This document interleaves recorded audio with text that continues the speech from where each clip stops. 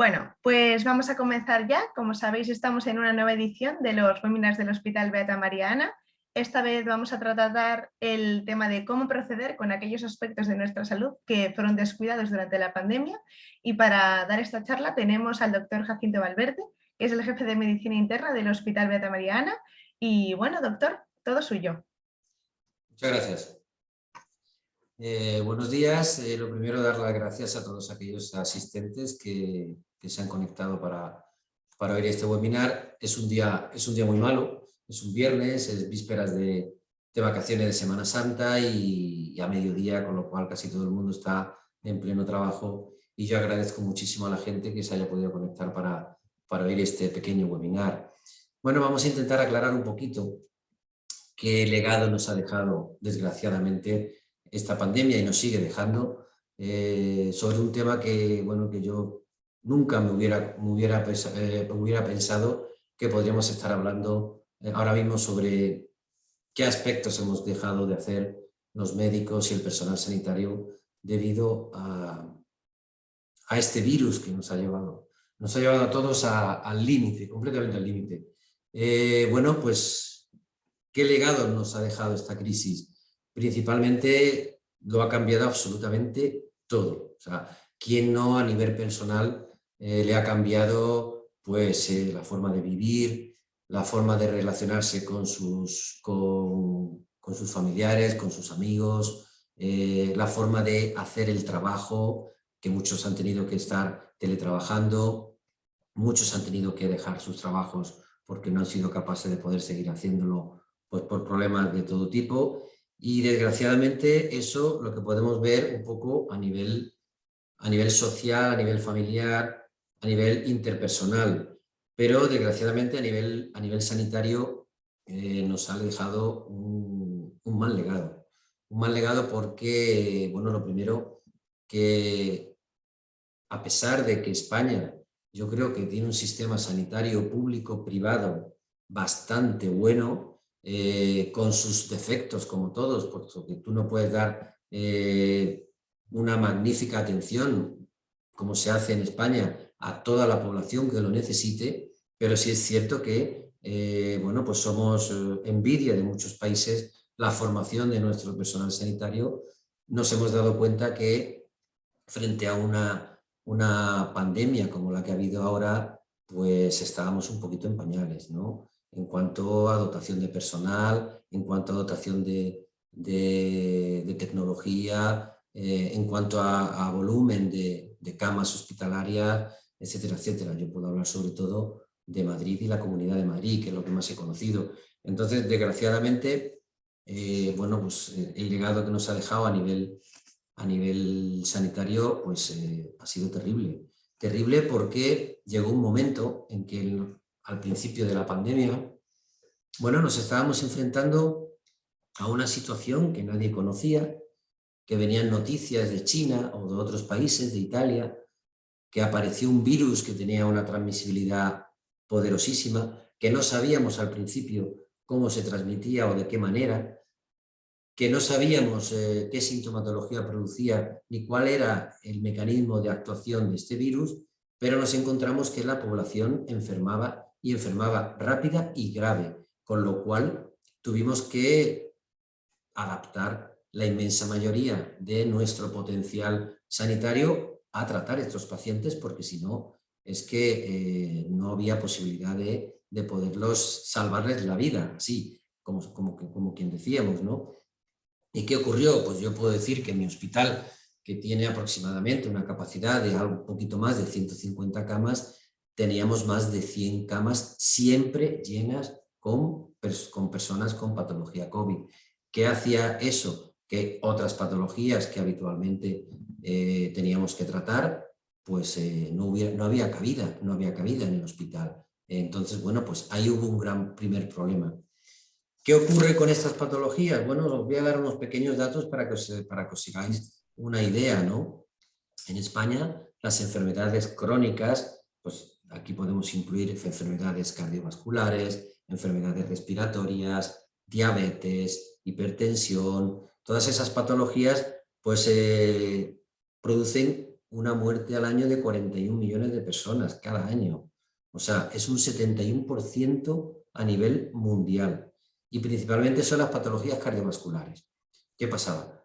Que el paciente que tenía un problema cardiovascular, cardíaco, sobre todo coronario o de otra índole, pues no lo podíamos tratar porque no había posibilidades de tratarlo, porque no había sitio en los hospitales, porque todo era COVID. Aparte, el paciente tenía miedo también en venir al hospital por el riesgo a poder ser contagiado, y eso hizo que los problemas de cardiopatía isquémica aguda, por ejemplo, de síndrome coronario agudo, lo que todo el mundo conocemos como infarto agudo de miocardio, pues se dejó de diagnosticar y se dejó de tratar en muchas ocasiones, con lo cual, con esa prevalencia de éxitos, de muerte, imagínate lo que ha podido ser en este primer año, sobre todo de pandemia. Igual pasaba con los problemas de accidentes cerebrovasculares, con personas que eran hipertensas, que tenían enfermedades pulmonares crónicas. Entre el miedo a no venir al hospital y la posibilidad de poderlo tratar porque no había medios de poderlo hacer, todos estos tipos de patologías pues se han dejado de llevar con regularidad durante por lo menos la primera etapa de la pandemia, y eso ha hecho que bueno, pues el personal, la gente enfermara muchísimo más de otras patologías que luego se han tenido que ir recuperando y que seguimos recuperando, porque todavía, por supuesto, no estamos ni por asomo bueno, pues a los baremos que teníamos prepandemia. Pero sí es cierto que poco a poco se van recuperando en ese sentido este tipo de situaciones. La verdad es que, bueno, ya se nos ha olvidado un poco, y porque la cabeza tiene esa capacidad, pero fue una época bastante dolorosa para la mayoría de la gente, tanto profesional como personal. Que te sentías en casa absolutamente solo, sobre todo no sabías qué hacer, no sabías a qué dirigirte, no sabías cómo actuar, si estabas contagiado o no estabas contagiado, no había facilidad de diagnóstico, y todo eso influyó de manera importante. Yo creo que principalmente en una serie de patologías que hemos ido viendo que más se han dado, sobre todo en la primera parte de la pandemia, cuando fue más dura, cuando estuvimos que estar metidos en casa. Hubo un cambio en el hábito alimentario, eso está claro. Bueno, pues la gente se entretenía en hacer pan, bollería, dulces, estábamos aburridos y estábamos continuamente comiendo para entretenernos, que si hacíamos una videoconferencia con amigos y familiares de comida, y entonces, bueno, pues comían más de lo que habitualmente comes en tu día a día, te movías menos porque no podíamos tampoco salir, salvo algunas horitas muy pequeñas al día, con lo cual eso hizo que aumentara mucho el sobrepeso en la población española, y sobre todo en la población en Madrid. ¿Qué consecuencias tiene principalmente el que una persona cogiera más peso de lo habitual, unido a un sedentarismo mucho mayor? Pues que tienes más probabilidades de, si tienes alguna enfermedad crónica, como pueda ser una hipertensión, como pueda ser una diabetes, como pueda ser algún problema cardiocirculatorio o pulmonar, que se te activara o que se descompensara de forma importante. El sobrepeso actúa directamente sobre este tipo de patologías. Sensoleúnes que no podías utilizar convenientemente por los servicios de atención primaria para dirigirte a tu médico porque estaban cerrados, o lo tenías que hacer telefónicamente, y tampoco se podían hacer mucho, porque otra de las cosas con la que nos enfrentamos en esta pandemia fue que no estábamos preparados desde el punto de vista técnico para resolver este tipo de problemas que no se podían hacer de presencia física. No estábamos preparados para hacer bueno, pues correctamente lo que ahora estamos haciendo, hacer esta videoconsultas o telefónicamente. Bien, es verdad que rápidamente se agilizó y empezaron a poderse hacer, y ahora, bueno, pues están implantándose de forma importante, pero en el primer año eso fue imposible. Entonces, bueno, pues la gente se sentía completamente sola desde el punto de vista sanitario, no sabían qué hacer. no sabían si su azúcar estaba bien, no sabían si su tensión arterial podía estar bien o mal, no sabían cómo estaban sus factores de riesgo cardiocirculatorio, y a eso unirle también la soledad que, bueno, pues que casi todo el mundo hemos tenido en esta época de pandemia, sobre todo el primer año, a pesar de que, bueno, tener la posibilidad de conectarte con algún familiar o amigo a través de los teléfonos, y eso sirvió un poquito, pero no es lo mismo. O sea, el español, el latino, está acostumbrado a tener mucho contacto físico con tus congéneres, a besarte, a abrazarte, a tener vis a vis con la gente, a reunirte con los amigos, y todo ese tipo de cosas. De la noche a la mañana nos las quitaron y no pudimos volverlo a hacer durante mucho tiempo. Eso, mucha gente, unido a que a nivel laboral también tuvo muchos problemas en el trabajo, pues hizo que una de las patologías que también nos ha ido afectando en lo largo de esta pandemia y que sigue afectando son los trastornos de salud mental. Es la ansiedad, es la depresión, es la melancolía, y en aquellas personas que ya tenían algún problema de salud mental anterior, pues se los precipitó mucho, trastornos bueno, pues, bipolares, TOC, etcétera, etcétera. Entonces, bueno, pues en líneas generales yo creo que el sobrepeso, los problemas de síndrome coronario agudo, problemas respiratorios, diabetes, hipertensión, problemas de depresión y ansiedad, quizás hayan sido los problemas que más se han dejado de mano en esta pandemia, sin olvidar mención especial a los problemas oncológicos. Ese sí que es un paciente absolutamente frágil, absolutamente que depende muchísimo del sistema sanitario para todo, para sus tratamientos, para su diagnóstico precoz, para su seguimiento, y eso, a pesar de que se intentaban seguir esos protocolos, pues también hubo bastantes problemas con este tipo de patologías y de pacientes. Bueno, aquí tengo unos datos que os voy a leer para que os hagáis una idea cuál fue el impacto de la COVID-19, perdón, según los pacientes. O sea, la opinión general es que el 33% redujo el sentido de seguridad al visitar dispositivos sanitarios, un 44% sufrió retrasos de citas en los especialistas, un 23% retrasos al acceso de la consulta en atención primaria o a una prueba diagnóstica, un 20% en el acceso al tratamiento y un 12% sufrió problemas con el mismo tratamiento, un 19% tuvo retrasos en las intervenciones quirúrgicas u otros procedimientos, y un 9% otro tipo de retrasos o obstáculos de los servicios sociales, etcétera, etcétera. O sea, estos son datos, esto es así, ¿no? Desgraciadamente esto nos ocurrió, y bueno, pues lo que tenemos que hacer es aprender de nuestros fallos, aprender de nuestros errores. Sabemos que las personas mayores de 80 años de media en España tienen más de 5 patologías. La edad media en España ahora ha bajado con el tema de la pandemia, pero la edad media en España en la mujer andaba por encima de los 85 años, en el varón un poquito menos. O sea que imaginaros que además España es una población bastante envejecida. Si de media los pacientes mayores de 80 años tienen 5 patologías crónicas, lo que ha sido para estas personas durante este tiempo no recibir una correcta atención sanitaria. Impresionante, o sea, impresionante. Con lo cual, bueno, que esto nos sirva un poquito de ejemplo para que dentro de lo que podamos aprendamos a que tenemos que modernizar nuestro sistema sanitario. Tenemos que introducir nuevas herramientas como la que ahora mismo estamos haciendo para poder hacerle un seguimiento a los pacientes, facilitándose el acceso al médico, a la enfermera o al auxiliar sanitario si lo necesita. Hacer seguimientos más domiciliarios, aumentar un poco lo que es la visita a domicilio, las asistencias primarias, hay que mejorarlas y dotarlas de muchísimo más personal sanitario.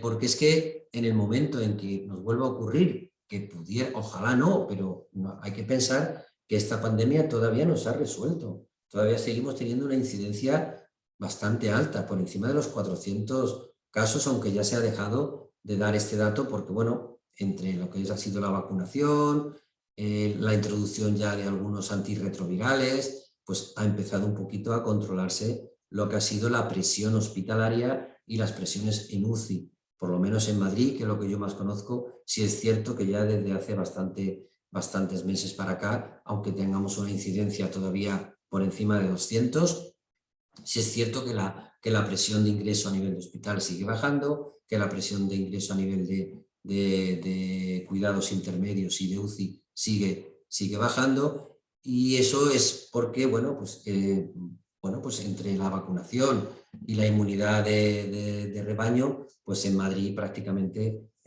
ahora se dan pocos casos graves, entre otras cosas porque el paciente más vulnerable está perfectamente vacunado y en un porcentaje por encima del 80%, con lo cual eso va a cambiar muchísimo. Yo desde aquí lo que quiero transmitir es que la gente siga confiando en la sanidad pública y privada. No se olvide que también la sanidad privada, y aquí voy a barrer un poquito para lo mío, estuvimos y seguimos estando ayudando en lo que podemos frente a la pandemia. No tenemos el potencial que tiene un gran hospital público, no tenemos los medios ni técnicos ni humanos que tiene la sanidad pública, pero hemos trabajado tanto o más que ellos cuando había que trabajar, jornadas maratonianas igual que ellos, ininterrumpidas en los días y siempre aportando nuestro granito que ha podido. Por eso a mí muchas veces me duele cuando en los medios de comunicación solo hablan de la sanidad pública, como si la sanidad privada no hubiéramos hecho nada. Por supuesto que no nos podemos comparar con ellos en volumen, etcétera, etcétera, pero dentro de nuestras pequeñas posibilidades hemos hecho mucho y muy bien. Entonces, bueno, decirle a la gente que siga confiando en el sistema sanitario español, público y privado, que funciona, que está bien, que tenemos muchísimas cosas que mejorar.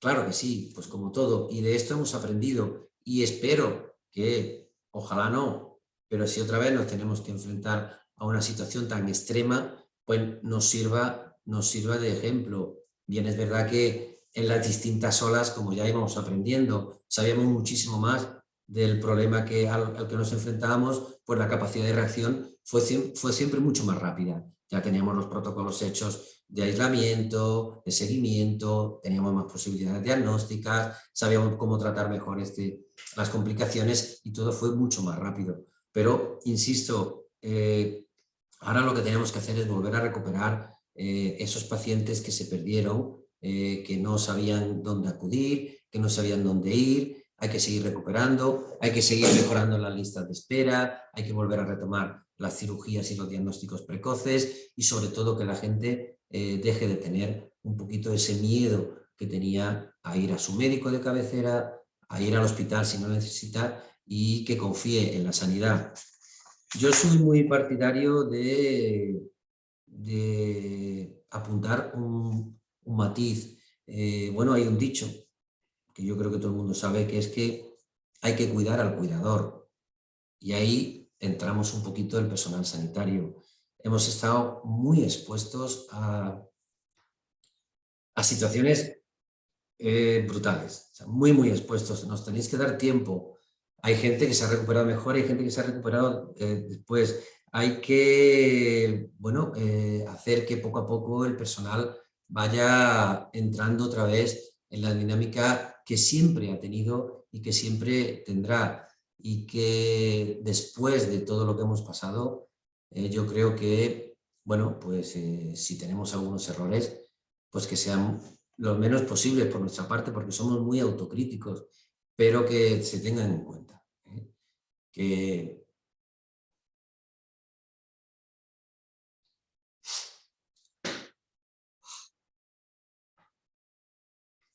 Perdón.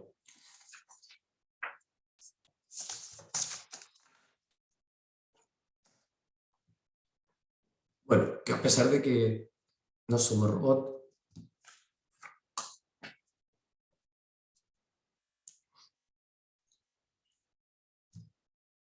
que aunque parece que tenemos superado el momento, ni mucho menos. Y con esto, la pregunta que queráis. Bueno, doctor, muchísimas gracias. Si necesita un momento para recuperarse un poco de la emoción, que supongo que es que, claro, es un tema muy delicado y lo habéis estado pasando muy mal. Sí, bueno, no te preocupes. Sí. Es que es lo que pasa cuando rememoras tantas vivencias.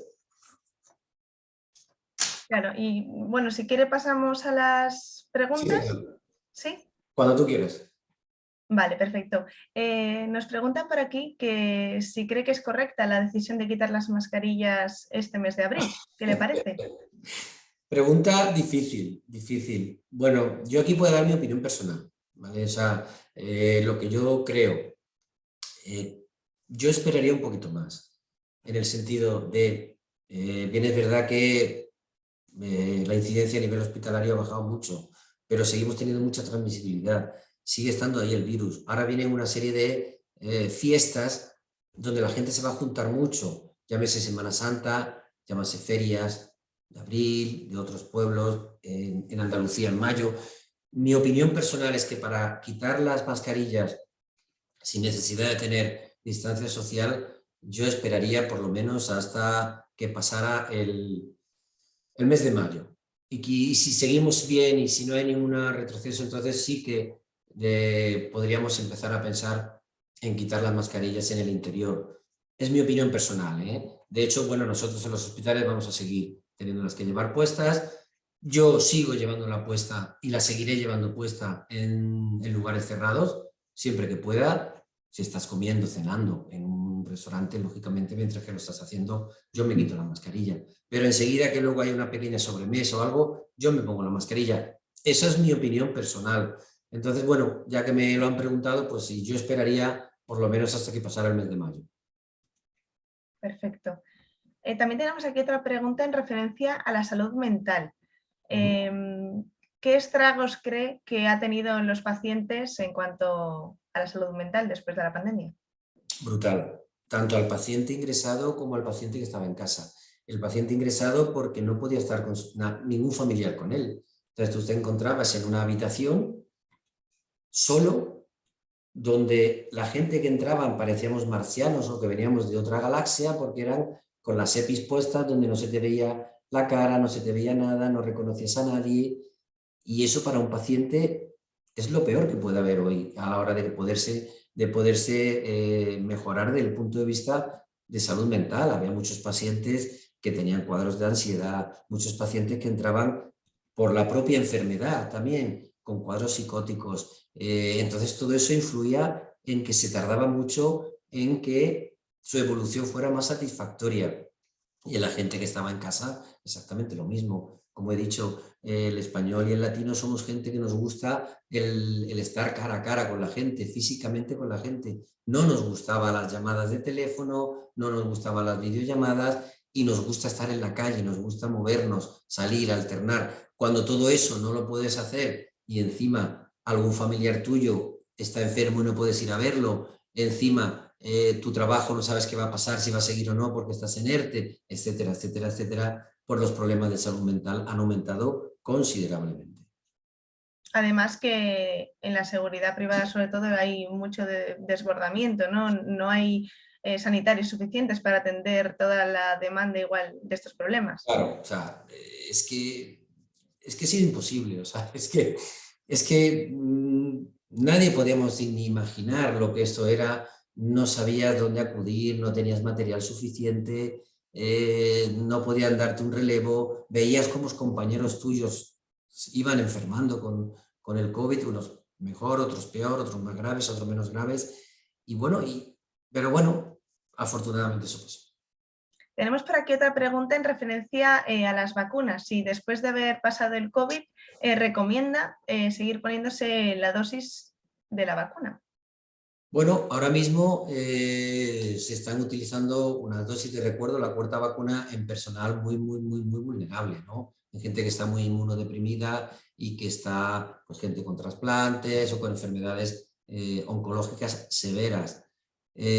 Bueno, yo creo que en principio al resto del personal que no tenga ese tipo de enfermedades, por ahora yo creo que la vacuna, la tercera dosis que nos pusieron, nos siguen valiendo, ¿no? En principio, o sea, no tengo datos fidedignos de cuánto nos puede durar esta inmunidad con la cuarta vacuna, pero yo creo que por ahora, visto cómo se está comportando a nivel de enfermedad y de sintomatología y de ingreso hospitalario de esta pandemia, creo que por ahora nos va sirviendo. Hay que estar pendientes, no sabemos todavía dentro de unos meses si habrá o no que volver otra vez a revacunar a toda la población. Yo aquí quiero hacer un inciso.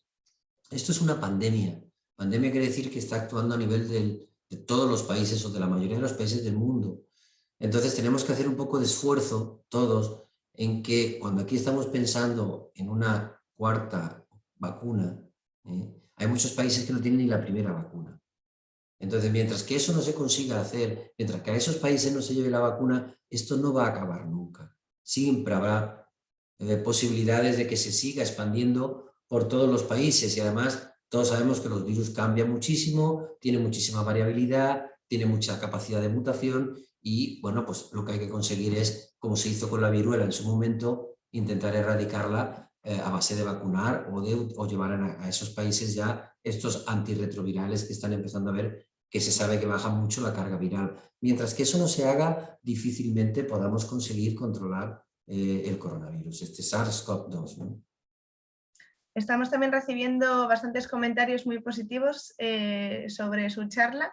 Le comentan que está siendo de mucha utilidad compartir su experiencia en primera línea, así que agradecemos estos comentarios. Y ya por último, para cerrar esta sesión, quería pedirle que dieran los espectadores 3 recomendaciones de cara a este 2022, el verano y demás. Bueno, lo primero, confiar en tu médico, o sea, eso es fundamental, volver otra vez a recuperar la confianza en el sistema sanitario español, acudir a tu médico siempre que lo necesites y volver a retomar lo antes posible nuestro modo de vida habitual. Sabemos que está el virus ahí, sabemos que probablemente tengamos que convivir con él, pues convivamos con él, siendo un poquito prudente en cuanto a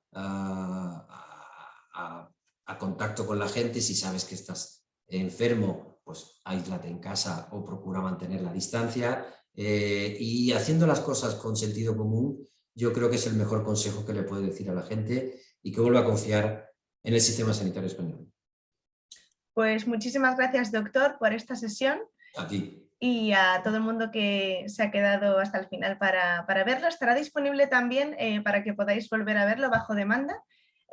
Os lo diremos a través de nuestras redes sociales. Y bueno, pues hasta la próxima. Muchas gracias. A ti, muchísimas gracias por contar conmigo. Adiós. Adiós.